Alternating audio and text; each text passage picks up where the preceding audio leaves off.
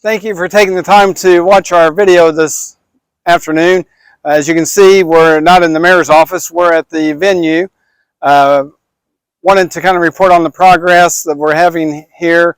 We were hoping to be able to have the dedication September the 17th, which coincides with the city's bicentennial. We're not going to be able to do that.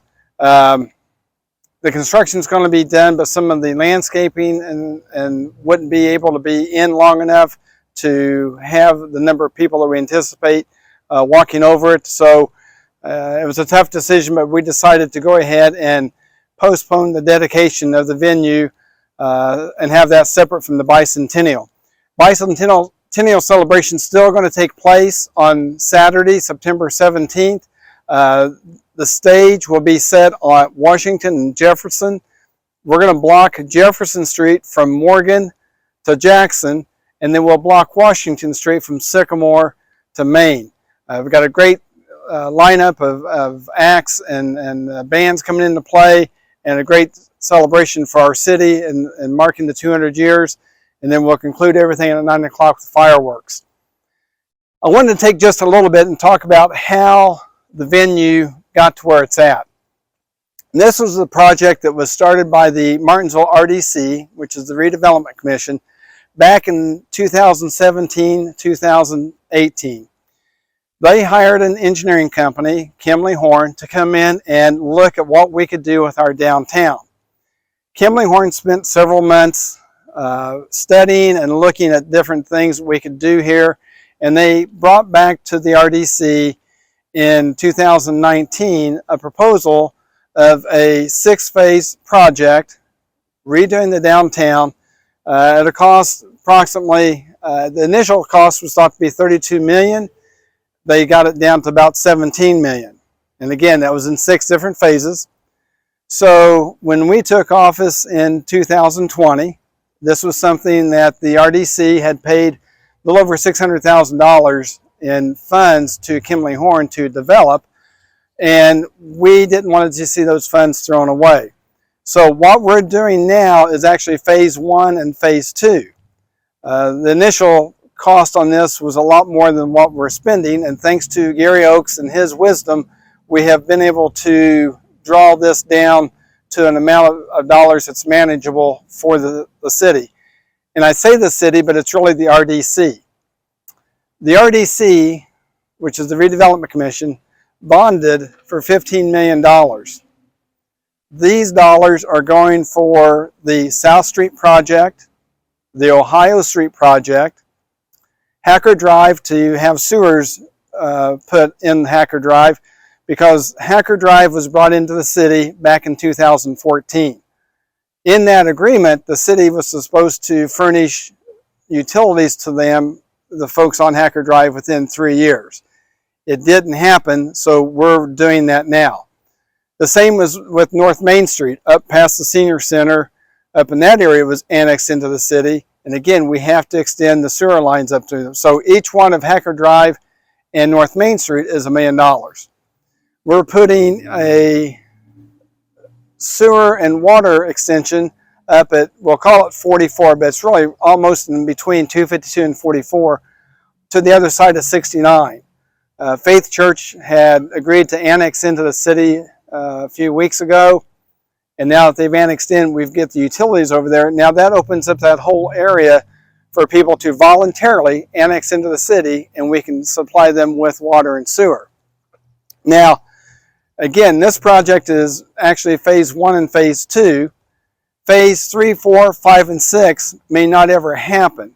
3 and 4 was really concerned with Jefferson Street and around the courthouse.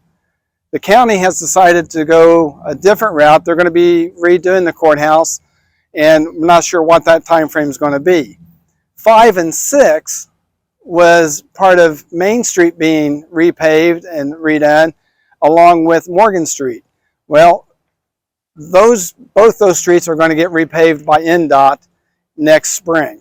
So we really don't need to do 5 and 6. So this is the important part of that entire development that was planned out that we need to get accomplished. So that's what we're doing.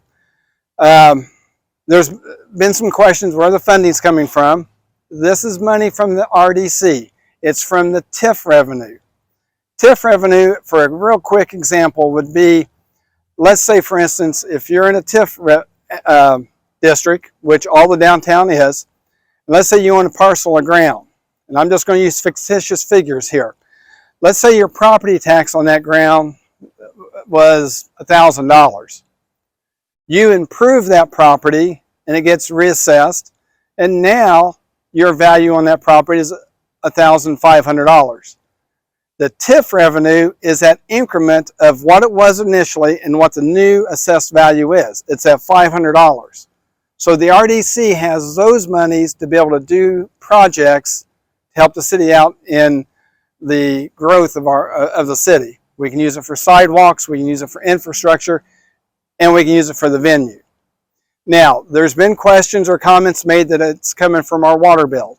This is not coming from the water bill. If anybody thinks that, they need to call me.